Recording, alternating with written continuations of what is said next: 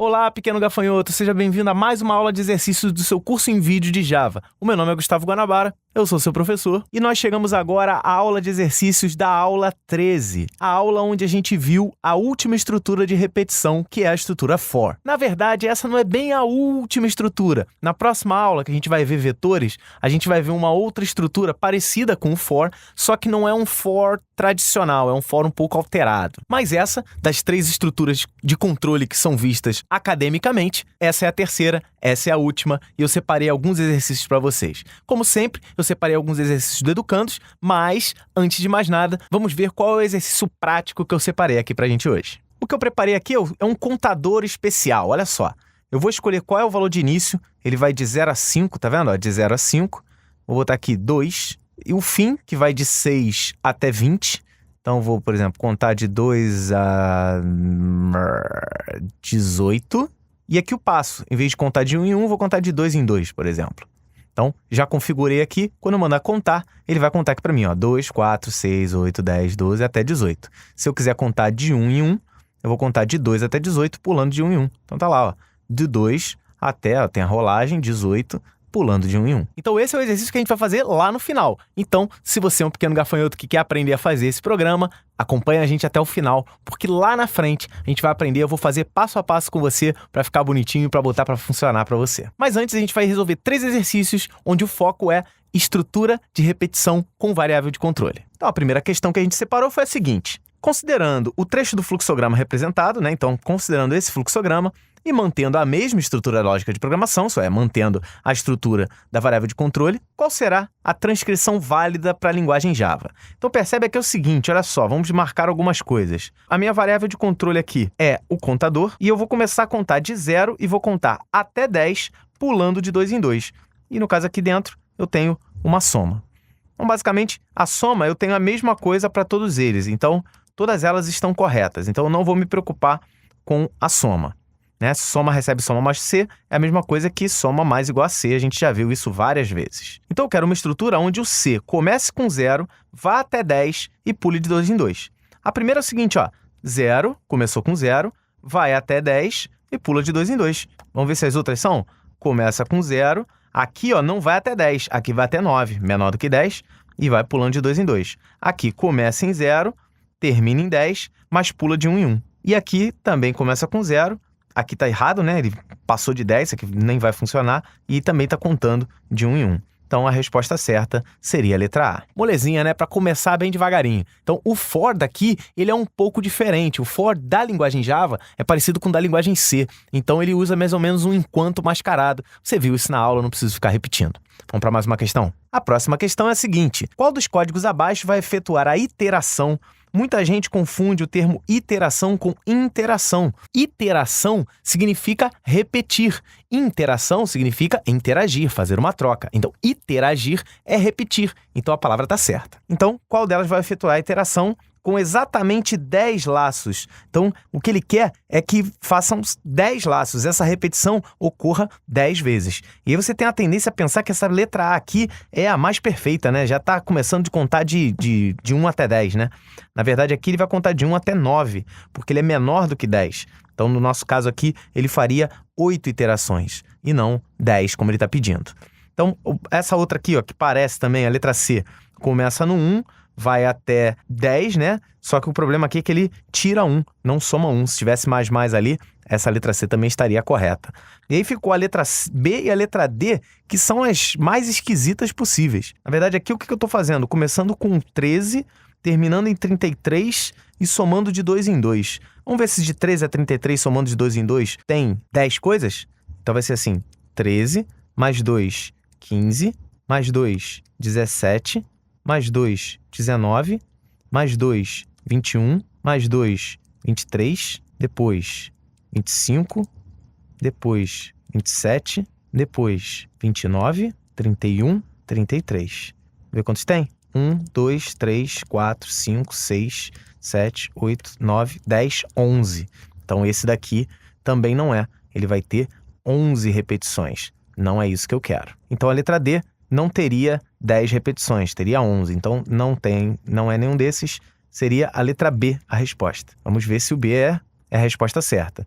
Então eu tenho aqui, ó, começa com 33, vai enquanto ele for maior do que 13, isso é 13 não vale, ele vai tirando 2. Então eu vou começar em 33 e vou tirando 2 até chegar a alguma coisa que seja menor do que 13.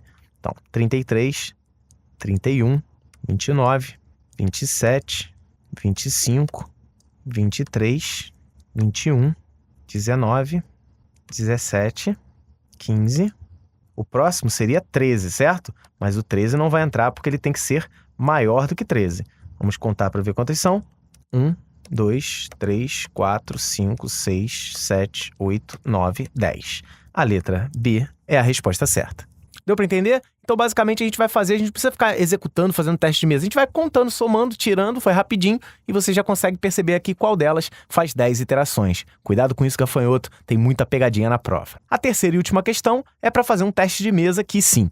Então, vamos criar aqui a variável i para fazer o teste de mesa dela, e ela vai começar, como a gente vê aqui, o i começa com 0, então vamos colocar 0 para ele. E o i, cada laço que der, ele vai chegar até 15, e ele vai somar de 2 em 2. Então, o i está valendo 0, ele vem para o próximo comando. Se o i por 103 igual a 0, o i está valendo 0. 0 dividido por 3 vai dar 0 e resto 0. Então, ele está perguntando aqui se o resto da divisão é 0. O resto da divisão é 0? Sim, o resto da divisão é 0. Então, continue. E aí vem a diferença. Continue e break têm funções diferentes. Se você se lembra da aula de exercício da aula passada, o break jogou para fora da estrutura de repetição. O continue não, ele joga para cima. Ele faz a repetição e ignora os comandos de baixo. Então, quando chega no continue, ele ignora o que está abaixo e volta para a repetição. É exatamente isso que vai acontecer. Então, eu tenho aqui no continue, ele não vai executar o system out, vai voltar para o for e vai somar mais 2 no i. Então, o i que estava valendo 0 vai passar a valer 2. A partir de agora, eu vou verificar de novo. 2 por 103 igual a 0. 2 dividido por 3 não dá resto 0. Então, ele não vai executar o continue e vai fazer system out print i. Então, ele vai escrever na tela o valor de i, que no nosso caso aqui está valendo 2.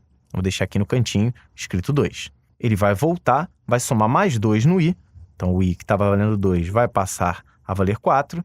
E aí eu vou verificar. 4 dividido por 3 dá resto 0? Não. Então, ele escreve o i. Então, é basicamente isso. Se for divisível por 3, ele escreve o i. Se não, ele dá o continue.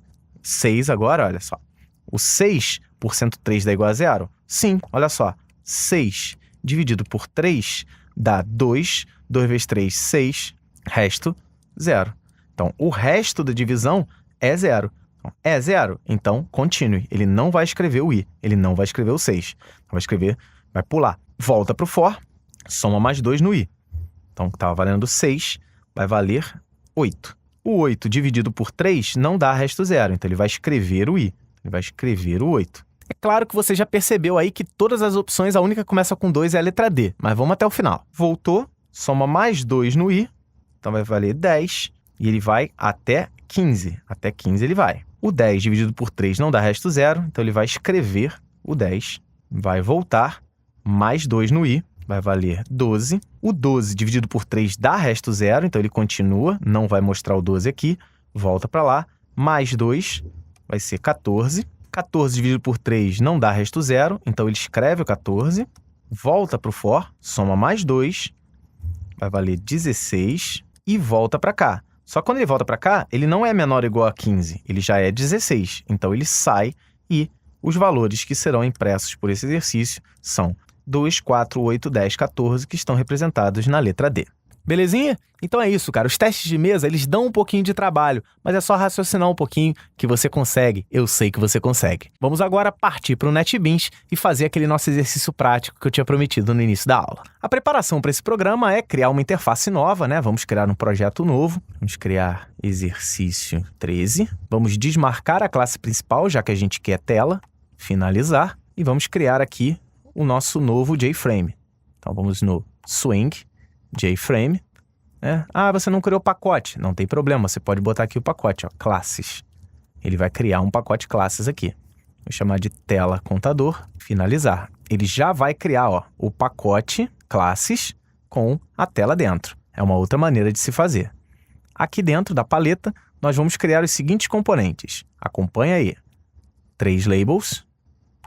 Quase uma receita de bolo. Vou fazer 3 labels aqui. Vamos criar 3 controles deslizantes, ou slider. Deixar tamanho padrão. Depois desses 3 sliders, a gente vai criar 3 labels do lado do slider. Usa as guias, né, para fazer eles colarem um do lado do outro. Isso vai ficar mais fácil depois para você alinhar os sliders, ó. Chegar eles para cima um pouquinho. E aqui eu vou criar um botão normal, não é botão alternar, e um objeto de lista. Vamos criar um listar aqui. E já vem com 5 itens que a gente vai remover, mas a gente usa eles. Um pouquinho diferente da interface que eu criei, mas tá valendo. Então vamos dar nomes a esses controles.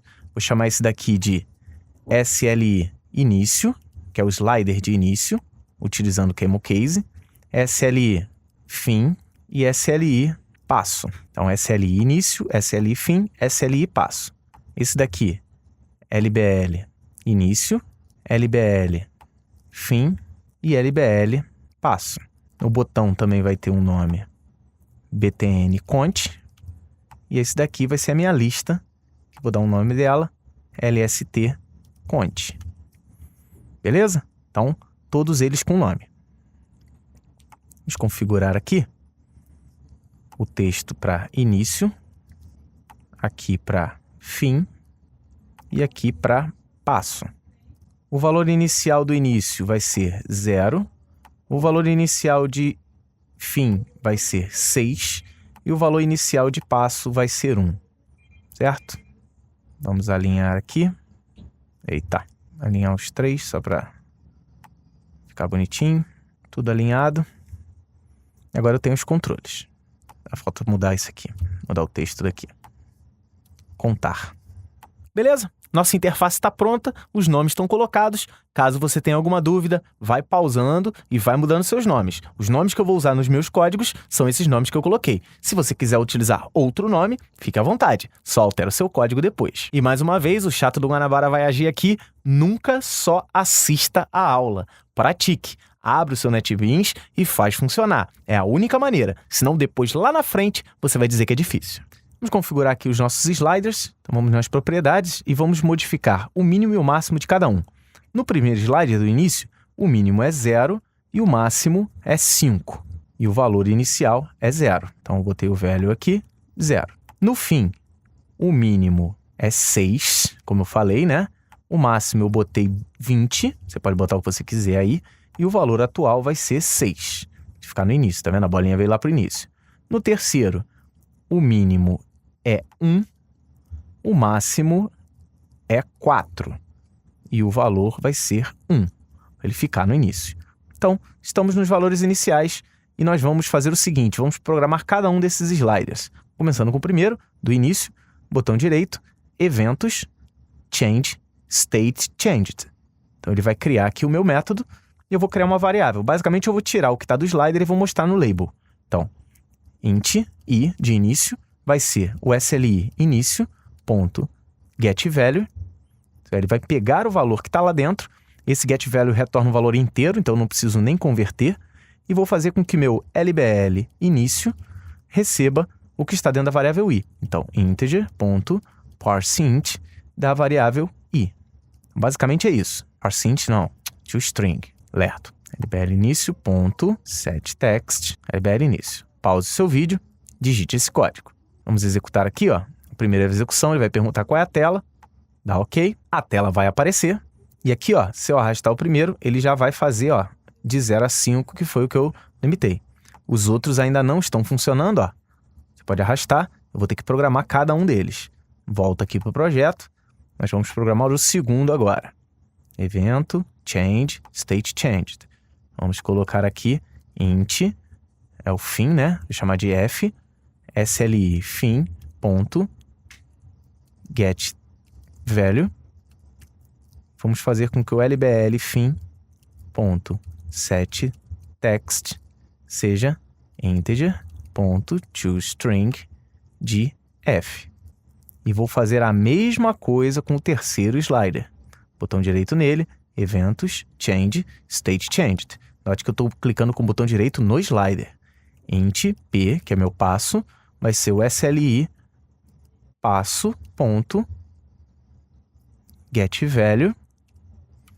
E vamos fazer com que LBL passo, ponto, setText é a mesma coisa. Nota que eu não estou copiando e colando. Não copie e cole. Integer, ponto, toString, de F. De F não, de P. Então, vamos executar e ver como funciona o negócio. Aqui na minha tela, eu tenho o primeiro está funcionando, o segundo também funcionando, o terceiro também funcionando. Os 3 sliders estão funcionando. Agora o meu foco vai ser na minha lista, que eu vou ter que esvaziar ela e colocar a contagem de acordo com os meus sliders. Então vamos voltar aqui, vamos na lista, vamos na propriedade Model. Onde que está Model? Aqui, Model. Eu vou clicar na reticência e vou apagar os 5 itens. Eu não quero nenhum item. Ok, já está vazio. Agora eu vou clicar com o botão direito no botão, Eventos, Action, Action Performed, que é o clique no botão. Vou pegar os 3 valores de novo, isso porque P funciona somente dentro desse procedimento. Você vai ver isso na última aula do curso de PHP. Eu vou ter que ter as 3 variáveis de novo, a variável de início, a variável de fim e a variável de passo. O início vai vir lá do slider início, getValue. Vou fazer a mesma coisa para os outros. SLI, fim. Você percebe que eu evito toda hora copiar e colar? Isso porque você está em aprendizado. Quem copia e cola não aprende, cara. É a mesma coisa que o cara que está colando na escola. Agora eu vou fazer o seguinte. Eu vou fazer uma repetição que comece no início, vá até o fim e faça o passo. E esse é o objetivo da nossa aula. A aula que você assistiu na segunda-feira mostrou uma estrutura que faz isso de maneira fácil. Vamos prosseguir utilizando ela. Eu vou fazer um for, onde o meu contador, vou criar uma variável contador aqui, ó, começa com o início, vai fazer enquanto o contador for menor ou igual ao fim, ele vai somar o passo. Então, o que eu faço? Meu contador começa com o início, enquanto ele for menor do que fim, ele vai somando o passo. Essa é a estrutura do for. E aí é só adicionar o valor de C nessa lista. Para adicionar a lista, a gente vai precisar de uma classe específica. Essa classe específica, eu vou criar aqui fora, é a default, que é padrão, list model. Que eu tenho que mexer no model, né? Tá aqui, ó, ele manda adicionar a importação para JavaX Swing Default List Model. Então, já adicionei. Eu vou chamar de lista igual new default list model. Simples assim. Acabei de criar um objeto chamado lista, que é um default list model. Vamos fazer com que esse objeto lista ponto add element, isso é, vou adicionar um elemento, que é o C, nessa lista. Agora eu vou ter que fazer com que a minha lista, que é o lst cont.setModel, receba o lista, que é meu objeto de lista. Só isso já vai fazer funcionar. Tranquilo? Então, é mais uma classe, é mais um objeto, é mais uma novidade que só o Educandos pode trazer para você. O Educandos é que está trazendo essas aulas extras. Eu não teria tempo para explicar tanta coisa no curso em vídeo de Java tradicional. Vamos executar. Vamos fazer um exemplo aqui, uma contagem de 3 até 10, por exemplo, pulando de 2 em 2. Contar 3, 5, 7, 9. No outro caso seria 11, não pode passar. Vamos mandar somar de 1 em 1 agora. De 3 a 10, de 1 em 1. Note que, se eu botar aqui 20, ele vai contar de 5 a 20. Olha lá, de 5 a 20, pulando de 1 em 1, ele já faz a barra de rolagem, o objeto já é automático. E aí, gostou desse exercício? Gostou dessa aula? Então é isso, meus queridos. O Educandos está trazendo para vocês resolução de exercícios teóricos e práticos no Java. A forma de agradecer isso é entrar em contato com os caras, cara. Manda um e-mail, nem que seja só para agradecer. Mas eles estão lá preparados para responder as suas dúvidas em relação aos concursos da Marinha e da Aeronáutica para se trabalhar dentro de TI. E a maneira de entrar em contato com eles é mandando um e-mail para fale@sistemaeducandos.com.br. Lá você pode tirar suas dúvidas. Eu quero ver as provas anteriores. Eles mandam o link das provas anteriores. Eu quero ver o material. Eles vão te mostrar o material. Eu quero ver uma aula demonstrativa do Educandos Online. Eles também vão fazer isso tudo por vocês. Então é isso, pequeno gafanhoto. A gente se vê na segunda-feira. A gente vai ver na próxima aula vetores, são variáveis compostas homogêneas, e já estamos chegando na reta final do curso de Java para iniciantes. Espero que você esteja gostando, espero que você esteja mostrando para seus colegas, porque isso ajuda pra caramba a gente. Então é isso, pequeno gafanhoto. Até segunda-feira. Não se esqueça de praticar, fazer seus exercícios, montar o seu programa do contador aqui especial. Um forte abraço e até a próxima.